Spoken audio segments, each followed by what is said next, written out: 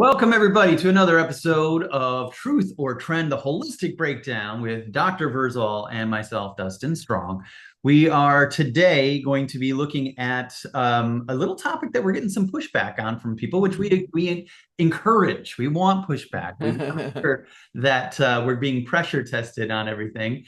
Overall, what we're trying to do is help people understand that when something becomes trendy, is that mean there's actually truth in it? And there's a lot of that happens.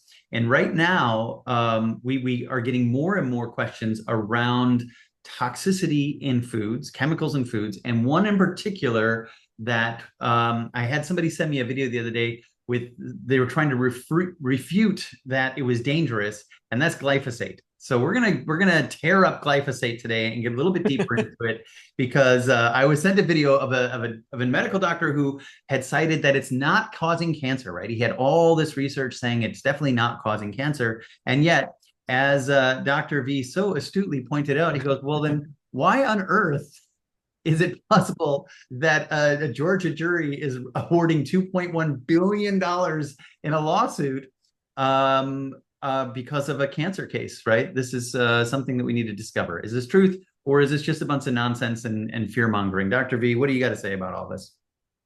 Well, I think part of the reason we're covering this subject today is because of last week's subject. We learned, with the organic farmer that how easy it is to do it right and how much better the bioavailability is in foods when they're grown properly, when crops are rotated and that sort of stuff.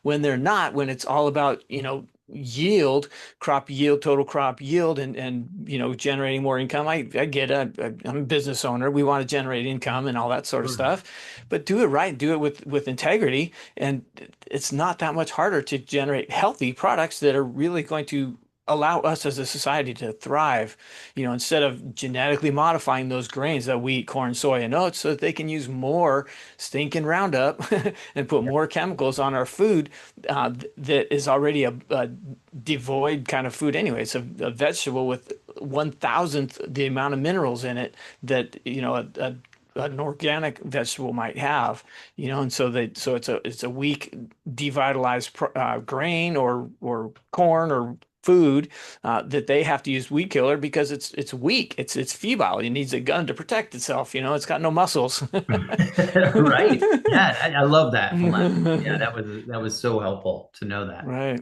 You're right. right. It weakens it quite a bit. Big. I mean, when I was a kid, I mean, I don't eat corn anymore because that's a whole nother podcast. Yeah. But as a kid, we'd peel corn and we'd see worms in there. You never see worms in corn anymore, right? They've grown the corn, the kernels are weaker. The wheat is sprayed with this glyphosate right before they harvest, so that the whole field dies at the same time, so that they can harvest it at the same time and not harvest, the west end, in the different time of the east end of the crop or that sort of stuff. I mean, there's monetary reason to be using this stuff, but man, the consequence on us as a society is brutal. I Right. mean, the story goes back in the late 90s, there was a researcher being paid to demonstrate that there was no toxic effects on this glyphosate that was being used. And this was in Europe, and he was being paid to do all this, and now the tide started to change. He started going, well, wait a minute, I'm seeing this and this, and I'm seeing cancers, and I'm seeing compromised digestion and compromised liver function, from this food. He started to talk about it, and they discredited him as a researcher, put a gag order on him, and so 10 years later, when that gag order was up, the press was literally on his front door saying, okay, now tell us what's up with this stuff. So it went out in the media, the media published this guy standing on his front yard saying, this is what I see, this is the compromise of this pesticide that we're using in all our wheat, corn, soy, oats, non-organic vegetables. And within 10 months, every major manufacturer had pulled those products from from the shelf because nobody would buy it. So, I Right. mean, really, the moral of the story is, and we talked about that with Jack last week, vote with your dollars, right? If Right. we Right. stop, if we stop buying that cheap garbage packaged junk that has no value for us nutritionally, then the manufacturer is going to stop using it. So that's why I literally just last night got back from European bloc country, and I was okay. I didn't feel that bad. I know I won't touch wheat in the U.S.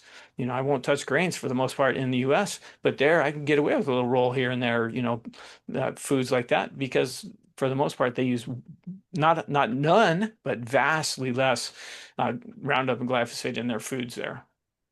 So Right. as a, let's take this truth out and and vote with our dollars. Only buy organic, especially when we're talking about wheat, corn, soy, oats, uh, because those are grains that are sprayed with glyphosate literally right before they harvest. Right. So we Right. can let's dig into it and talk about what this guy. Let's Well, refute his well, argument. before we get into this guy's argument, let's talk a little bit because I know there's a lot of healthcare practitioners that listen to this. And what's happening is you have what you have known as a truth and you see it as a truth and you have all this clinical experience.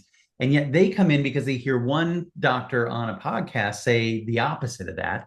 And so Hmm. their truth is challenged, right? Because they have one person who's from a medical authority versus what Hmm. you have. How do you break through that to help them understand the truth about whether or not glyphosate is harmful? Because on top of that, how do we weigh the difference between regulatory safe levels, right? Yeah, The right. emerging independent studies suggesting harm. I think that's Hmm. where people get kind of lost in the weeds. And I often get a lot of success just telling them, look, the closer it is to how it occurs in nature, obviously, the better it is for you. Whenever we try to bring something out of nature, your body, if it's not a natural chemical, your body's trying to get it out of your body. Hmm. Has no Hmm. business being in there. But sometimes that's not enough, right? Because they Hmm. believe that there's harm. How do you overcome that in those individuals who come armed with TikTok videos and whatnot to tell you that glyphosate is totally safe, right? Yeah.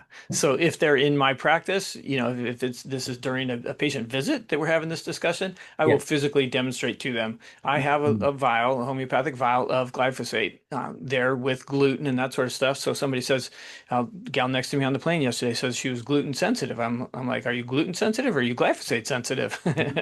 Because there's very different, paradigms between the two. And she had the hallmark lupus lip rash on her cheeks, and she's telling me, I have these health issues and I have headaches. I'm like, well, you're sitting next to the right guy. I'm like, I just looked at her. I'm like, this gal's got screaming lupus all over the place. I'm like, so my question was, are you glyphosate or gluten sensitive? Because if she was truly just gluten sensitive, she probably likely would not have that malar rash of lupus because she probably has gone gluten free and has been eating a bunch of corn, which is also going to have the glyphosate in it. Corn's going to trash the adrenals and exaggerate this whole lupus rash that she's got going on. So I'm Wow. just looking at her assessing, as we're having this, petty little conversation on an airplane. Um, I mean, that's how the whole paradigm works. Somebody could say, "Oh, I'm gluten free," and that's why I don't preach it. I need to get back to your original question, but I don't preach gluten free in the office because then if somebody's trying to go gluten free, they're going to be doing soy, or they're going to be doing rice, or they're going to be doing corn as a an alternative to the Right. gluten products or oats, and all of those are going to have glyphosate on them. So that's not necessarily solving the problem when more often than not, it's the glyphosate that is the problem than it is the gluten that is the problem. I, So, I think what so you just that, said there is worth everybody to hear five, six, seven, eight times because they have yeah, heard for the last 10 years that it's gluten, gluten, gluten, gluten. And I right. remember when I would get up in front of a whole group of doctors, I knew I would always say, one of you is going to be mad at me for saying this. Like gluten is just a protein, right? Yep, yep. Sure, if there are GMO versions and there are problems with it, but I'm in alignment with what you're saying. I think that we've turned this huge blind eye to it's this glyphosate that has been the hidden guy in the back there that's actually causing these problems. And Right, your point, what you're saying is that so people avoid gluten and then they go eat a ton of corn and all these other things, and it's right. still trashing their health. Or making them Um, worse. but they're convinced that gluten was the thing that they needed to avoid because it got all that popularity. Um, Hmm. Hmm. so if anybody out there is listening, or if you want to remind people, I mean, the message that I want to repeat is that just because you're avoiding gluten doesn't mean you're avoiding the things that are actually trashing your health. So be careful of the corn and the oat and the, what else did you say? Soy Corn, wheat, products soy. Yeah. Hmm. that could also be Yeah. carrying quite a bit. And so I, to what answer about it, this but well, with you're about oat? to move before you move on. I didn't answer your question really. In the Oh, office, I would demonstrate, first off is, what is their list of symptoms? If they have if they're afraid of cancer, we might as well throw it out early, right? If they're afraid of cancer, I'm going to tie it into methylation and some of the different pathways that could set the stage or open the door for cancers. And I would use these vials to physically demonstrate how their body changes, how muscle tension gets worse in these areas associated with the gallbladder, with the colon, with the liver. It gets worse when they're exposed to glyphosate. It gets better when there's ways of energetically taking it away. Putting it in the left hand is like saying, hey, if the body's off of this and not exposed to this anymore, how much better are these areas going to function? So I like to tangibly, physically demonstrate to the person how it's affecting them. Then it's like, okay, I get it. I don't care what whether it's anecdotal research or whether it's double blind or, what Monsanto says. I recognize this is affecting me physically in my body. So that's how I try to kind of give them that ping that, rattle their cage a little bit to get them on board with recognizing how it's physically affecting their health. What are the resources do you give them to kind of fortify that knowledge, right? They have that experience with you, and that's great. And I'll Right. often have that. I'll have somebody who's 100% on board, they get it, and then they leave, and then their cousin who's a nurse or who's in medical school, tells them Hmm. it's a bunch of hogwash. How do you keep that? How do you keep them strong in their understanding of the truth when it comes to that? Yeah. So ultimately, it's pay attention to how you feel. Yeah, I mean, we can give them all the research they want. Kind of like this guy that we're about to talk about. There's enough research to support. We're in the information age. You can say anything on the internet, and you could find whatever research you want to support. The fact that cancer is good for your body, and you could be a better performer if you have cancer. I mean, anything's out there at this point. And unfortunately, and the doc that I was hanging out with during this last retreat, he's quoting stuff that's funded by the people that are making money on the product. Like this doctor that that we watched this YouTube on.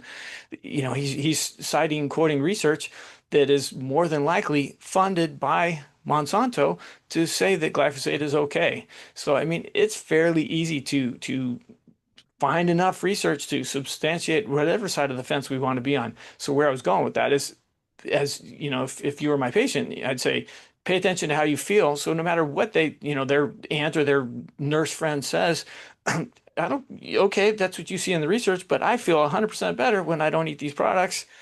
I don't care what the research says, so Right, right. it's people can't refute that. They can argue, Second Amendment, or they can argue, research, or, that's whether it was an appropriate study and all that stuff all day long. And that becomes an ego battle. It's the reality is, how much better do you feel when you don't eat it, right? Or how much better do you feel when you eat the right things? Uh, then it becomes like, I don't care what you say. I feel better when I'm doing it, and when I'm Yeah, not eating this stuff. right. Nobody can argue that. And to your point, the people who fight for me on this feel terrible all the time. Right, And they right, have an emotional attachment to that food. So they just don't want to give it up for that emotion, right. regardless of how horrible they feel. So that is a big obstacle to overcome with them. It How is. soon would somebody feel rugged after ingesting glyphosate, for example, right? Somebody who's like, Right. perfectly clean, and then all of a sudden they get, as people would say, glutened, right? They always thought gluten. Right. They ate something with glyphosate. Like, how quickly would you say that they're going to feel that? Yeah, I mean, I like Barry Sears' comment back in the zone days of, in what is that, the 90s or something. You're only as good as your last meal, Right. right? Yes, I've been thinking it. Since you said that last, I've been thinking that over and over again. Yeah, true. Right. And so, I mean, you talked about gluten. I mean, that's going to be an insulin dump. They're going to be feeling brain dead, if you will, or brain fog almost immediately upon completion of that meal. I mean, so really, for me, it's pay attention how you feel. It's going to be pretty quick. I mean, there's a reason God put the taste receptors on the tongue right next to the brain for a reason, right? When we get that RNA receptor, there's taste receptors that says, "Hey brain, hey eyes, carrots are coming. Let's heal the eyes," right? Or those types of things. So, I mean, there's the nerve receptors on the tongue are profound, and they tell the body what's coming, what nutrients are coming to heal or ramp up digestion or dump insulin because we've got this silly carbohydrate coming. Mm. So, I mean, there's a pretty immediate response ultimately. I mean, sometimes if I eat a carbohydrate that doesn't work right for me, like in a protein bar or something, by the time I'm done, my neck will be tense. And it's like, okay, that didn't work. So, I mean, it can be that fast Right. ultimately. Then how long would it take for someone to recover from something like that? So you've got that person there, right? That demonstrated they definitely go weak with glyphosate. And what are your next steps? Obviously, you get a lot of success, and I think a big portion of your success is helping people identify what they need to remove from their lives that are totally Mhm, pouring fuel on their fire.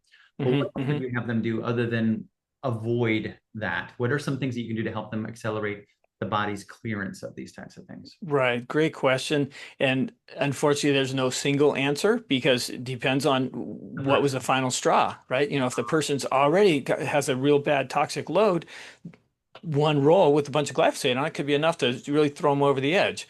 Whereas if somebody's living a good, clean, healthy life and they get exposed to glyphosate, their liver is going to have the detox pathways driving, functioning properly to be able to detox and eliminate that toxin fairly quickly. So if you're already running a fairly toxic load in your life and exposed to these things on a regular basis, it won't take much to throw you over the edge, right? But if that's part of the benefit of taking care of ourselves and doing a regular liver detox or doing supplements to keep the liver functioning properly.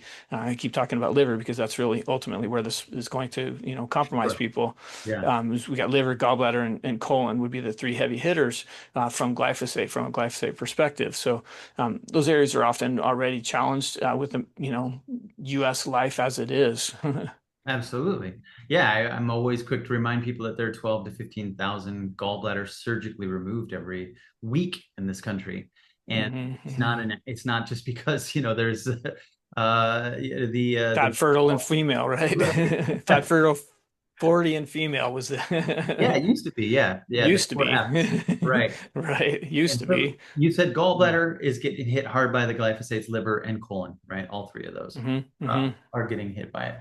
And then you obviously always want to kind of help people understand the connection to methylation. And then because this doctor specifically was saying it doesn't cause cancer, let's understand a little bit what are the chain events that could lead to cancer with glyphosate. Okay, great. So ultimately, and we've talked about this a little bit historically on this podcast, but ultimately, methylation is one of the key pathways in the liver that breaks down toxic metals. Stress inhibits it, so we get under a stressful situation. We inhibit methylation, so we don't have the ability to break down those toxic metals, as I talked about. It's what was the final straw Yeah. ultimately. So when that methylation pathway is compromised by toxic metals, there's toxic metals, there's, that pathway is compromised and inhibited by the glyphosate. And that's part of why then we don't produce as much bile. We need the bile to digest fats, to eliminate toxins. So in the early days, before I really understood glyphosate, I kept telling people, hey, wheat is compromising your gallbladder. And I said I just thought it was inhibiting, stomach acid and bile production. And then I heard Stephanie Seneff, a researcher that really talked a lot about this stuff and how it inhibits bile production. It's like, aha, lights came on. It makes sense now, right? So she talks about, inhibition of bile production, and she talks about how the glyphosate actually obliterates the intestinal lining. And so then, if we've got intestinal compromise, then we're going to have low back pain. That quadratus lumborum muscle in the low back is going to be compromised. And I commend Senna for standing up to this because she takes a lot of heat. People that speak out about this type of stuff take a lot of heat because there is a lot of money behind it. So, I so Dr. V is mean, referring to this Stephanie Seneff. She's a senior research scientist at MIT's Computer Science and Artificial Intelligence Labs, but mhm. she also got a bachelor's in biology, a minor in food and nutrition, a master's and an engineer's degree, a PhD in electrical engineering, computer science, all from MIT. And she wrote this book that he's referencing up here called Toxic Legacy: How the Weed Killer Glyphosate is Destroying Our Health and the Environment. So, great resource if you want to have more details as to what you're referring to. But go on, I didn't mean to Right. interrupt. So, yeah. And so, we've talked about the fact that methylation is how we activate tumor suppressor genes. In other words, so that's how we kill those tumor suppressors. We're always making, faulty tumor cells Sure. on a regular basis, right? So we need to stay ahead of the curve and break those down faster than they produce.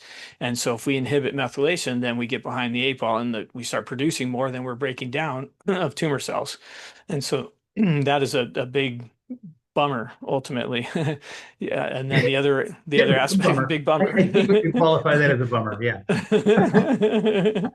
And then the other, P450 upregulates, and that's what causes cells to mutate and causes those, uh, reactive cells all over the place that are going to cause, malignant type of tumors, which is no good. So we need to keep those pathways balanced and exposing ourselves to toxins like this, whether or not you believe the research, I mean, it's an easy enough thing to avoid because it's risky. I mean, you talked about, I mean, there was couple of people that, got a couple billion out of it. I mean, ultimately, what'd you say they paid out $11.5 billion in fines?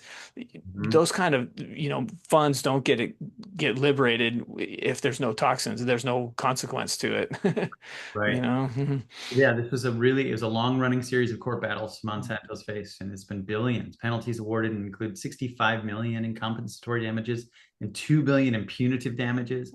I mean, so yeah, they're getting hit hard by this. And this was and they've got 2025. March and they've got a lot of money and a lot of interest to make sure that it doesn't go that way. So there has to be a lot of research that really says, hey, this cause, these types of cancers. So it's massive, and so it's an easy enough thing to chill out. And again, organic has literally thousands of times the amount of minerals in it, or B vitamins and things there. So I mean, So for I the say everyday this all the person or for the healthcare provider out there who's trying to guide their patients, one hmm of the first most realistic steps they can take is avoidance, is what you're saying. Avoiding Yes. exposures. And the greatest exposures are going to be in commercially produced breads, right? Anything that's Right. commercially soy products. And the third you said was Oats, yeah, and oat. corn, and oats. Right. Yeah, Yeah. yeah, yeah. So oats are low gluten grain, but you just have to make sure it's organic. Yeah. Oats has good fiber. It can help reduce cholesterol and that sort of stuff, if it's organic. Mhm. Interestingly, wouldn't you know, the best antidote for these toxins is organic vegetables. Yeah, right. Right? So if we're exposed to these toxins, we're stressing the liver. To help facilitate liver function, we need the B vitamins, we need the minerals that are in organic vegetables. Right. So Right. I mean, it's like, hey, I keep my favorite tagline is organics cheaper than chemo. Right. And this is Yeah. that for sure. Yeah. Okay, spend $5 more on, if you have to or whatever, to get organic kale. It's a whole lot better, a whole lot cheaper than, living the last 10 years of your life on, on drugs and chemo and, Yeah. that sort of stuff. Absolutely. Yeah, so for those of you who aren't aware, we often reference the Dirty Dozen from the EWG.org. That's the list that have the most toxins in them, the most pesticide exposure in them. But there is called the Clean 15, right? So those you can buy, you don't have to get them organic. I was delighted to find out that kiwi are on there because I'm on a big kiwi kick these days. But and also just from a practical standpoint, this is why I do have a concentrated period of time 3 times a year where I really dedicate my time and the time and those people who join me in this in a 21-day purification because it's really hard and I get it. And for people, it's overwhelming for a lot of people to say, well, I'm just going to avoid this for the rest of my life. It's really hard. Some people can do it, but other people find themselves in social situations in these places where it's really they would prefer to just say, oh, whatever, and and not believe that this is what's hurting them. So sometimes you need to have a dedicated day or two of the week where you just make sure that you're doing that. hmm Ideally, more days than not is what I tell people, right? For sure. If Right, right. you at least have 4 days a week where you're dedicated to eating clean, and 3 days you're not, at least you're not moving backwards as aggressively as everybody else Right, is. right. And you don't have to have a whole cheat day, if you go out to dinner with your friends, whatever, take some SP cleanse or Right. take a couple of supplements before you go to bed to drive that liver detox. Incidentally, the liver does most of its detoxification between 1 and 3 in the morning while we're sleeping. So Yep. easy enough. Call it a night after type of pill, not a morning after pill. It's like, oops, I ate these things. You know what the antidote is. You just changed the whole plan. The new morning after pill for after eating meat. Glad. But yeah, I know, but So, I agree with you. It's if you look back and you go, oh man, that's probably not been best for me. There are things you can do to help mitigate those damages, right? The mhm. SP Cleanse is that product from Standard Process that is a ton of different things that's going to help, organize and support your organs of elimination and detoxification and get rid of that garbage. And that's what I'm talking about during a purification. 21 days of doing that helps get you way ahead of it, get you a deep Hmm. cleansing. But I try to do at least a weekly cadence cleanse myself personally, right? Yeah. Regardless, because I don't know what my exposures are walking around outside to chemicals and things. Right. So Right. usually it's on a Sunday night that I will take that SP cleanse for the week after. Hmm. And I give my, you take the garbage out once a week, Yeah. I'm Yeah. trying to do. So, Right. okay, so detox support. What about advocacy? I mean, we talked about Jack last week did talk about buying with your dollars, and I Hmm. think that's important. Do you give people guidance on that at all, or do you just kind of make them do their own homework on that? No, I mean, I like buy with your dollars is pretty simply stated, right? You buy organic. Eventually, it's not going to be cost productive to do these devitalized foods or to make them, right? If nobody's buying them, then there's no interest in producing them. So, and it'll go to all the food stamp people. You know, Yeah, that's, yeah, yeah. bad joke, but I mean, the reality is our dollars speak, right? And so if we're not buying the products that are poisonous for us, then there's no interest in producing them, and the scales will tilt and they'll start creating, having interest in producing healthier stuff. So yeah, vote with your dollars. I mean, that's ultimately where it comes from. But you got to look out with do what's best for you as a human being, Mm, and and as we do that, then we can hopefully tilt the scales and tilt the tide to create a more healthy community as a whole. yeah, awesome. So in summary, obviously, I think we've hopefully have encouraged people and helped them understand Mhm. that glyphosate is truly the thing that they should probably be avoiding, regardless of what some one person cited in one article saying it doesn't cause one kind of cancer. That doesn't mean Mhm. it's not doing a lot of damage to your body. Mhm. What are some signs that you would give somebody to help them indicate that they maybe have been glyphosated, right? Or they have Yeah. what are some things that would give them a clue to say, oh man, I don't know how that happened, but I've got hit by Yeah. glyphosate. Great point. I mean, ultimately, brain fog is going to be one of them because the brain's going to get starved for energy when it's generating resources to try to get these toxins out.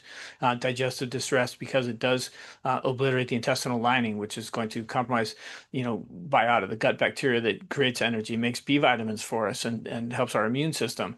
So immune system is going to be down. It is a bit of a silent killer though, because it's not a overt, like it'd be a lot easier for people to avoid if they sneezed and had, massive, like couldn't get out of the chair after or couldn't get up from the table from eating this stuff. It's more of the repeated exposure ultimately is going to be the bigger problems. To your point, hey, if you splurge once, that's not going to kill you. It's Yeah, the repeated exposure. The people that are getting the billions of dollars are farmers that are spraying with the stuff and getting massive exposure to it. I mean, right. that's a whole nother ball game, ultimately. So when we're making better choices as a whole, then and we're not defined by these bad, meal by meal choices, we're going to tolerate it better. But so to your question, joint aches could be part of it because of the deficiency of enzymes, which cause kind of that almost arthritic feeling. Brain fog, I think, is going to be probably the most immediate symptom. Um, some low back pain if it's a compromise, if and when it's compromised in the intestine, that's going to be that flank type of low back pain that's so common for people. IT band syndrome, which means pain on the outside of the leg, especially for those of you that are running or cycling. You can have IT band syndrome because if it's affecting the colon, the muscle behind the knee gets weak when the gallbladder is compromised. So that knee instability is going to be in there if and when the gallbladder is being compromised. Right side head. Talking about headaches, the right side of the headache is a gallbladder problem. That is a very common manifestation of repeated glyphosate exposure. Yeah, so for those of you out there, I just want to repeat the two big ones, brain fog, right? Because so many people do come in and talk about brain fog, and it's more we reach for something to add in to help with the brain fog, right? And I Mhm. think a lot of people are programmed to think that way. Well, what do I need to take? I need to take this or that to help. But I think it would be more powerful as you do to tell people, look at what maybe could be causing it and remove that instead. And oftentimes it's glyphosate and joint aches, right? That's another one. I Mhm. hear a lot of people say, my joints just hurt, and they're not willing to take a really hard look. I'm gonna tell you a quick story, okay? I had a guy, God bless this Please. guy, sweet guy. came in and he's just got horrible, horrible pain over his liver gallbladder area. I mean, you can see he's in pain. And, I got him to say, look, we're just going to clean up your diet entirely, right? We're just going to do meat and vegetables, sardines and vegetables, right? That's all you're going to eat for a little while. And he came back in and so many things got better. First of all, right? He's sleeping better and these things, the list goes on and on, but he still had that pain. And I was just like racking my brain. I'm like, okay, what else do we need to do to support and try to help him out? Finally, the third time I came in, I said, really? I said, you're really eating okra and all these things you're telling me you're eating?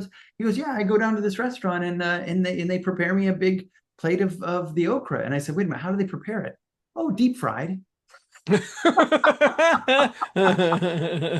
you got to ask a lot of questions in his mind, right?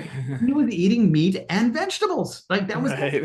and he had no concept of the fact that the breading on there, I mean, first of all, come on, the breading is probably a glyphosate in it, and Right. trans fats and all of these things. So I cannot wait to see, how Mm. after a significant amount of time of actually eating vegetables, right? Not fried in Yeah. trans fats. But that's where people, I mean, you really have to ask them some really good questions to get to the bottom of it, and very, Mhm. very detailed questions. Right, right. Yeah. I mean, and we brought up the point of, headaches. Right side headaches are the most common of the 7 patterns of headaches, and glyphosate is most of the reason why right-sided is such the most common headache in the US because of the compromise in glyphosate. Typically, it's going to be within a couple hours of eating that meal, the person's going to be having a right-side headache. Excuse me, and a lot of times people are going to take an anti-inflammatory, right? Further Yeah. inhibition of the intestine, of the liver, and compromise of the intestinal lining. So, Which is going to cause more problems for the right. intestinal. Hmm. Yeah, Hmm. and get worse and Hmm. worse. All right. Wow. Thanks, Dr. B. I think this was really, really helpful for a lot of people. I think there are some things that I think we could repeat every like few episodes to remind. By the way, have you ruled out glyphosate? By the way, have you made Yeah. sure that they're not getting glyphosate into their body or chemicals in general, heavy metals? But that's a big Yes. one because it's so common and it's so everywhere. Any last thoughts you want to give everybody? Because next week, everybody, we are going to tackle this new trend of all of these supplements to help people with their hearing loss. We've got some really interesting thoughts we want to share with you all about that. That's a really hot topic. And again, by the way, if anybody has a topic that we haven't covered, please leave it in the comments. Make sure that you let us know what you're interested in hearing about, or if you have something that you want to comment about what we said in here that you think we need to clarify, keep the conversation going. Put it in the comments and make sure that we are only bringing valuable content to everybody as we're talking and sharing these topics as we go forward. Indeed. You're only as good as your last meal. Learn from it. That's your last thought. I love it. All right. Thanks everybody for watching, and we'll catch you in the next week's episode.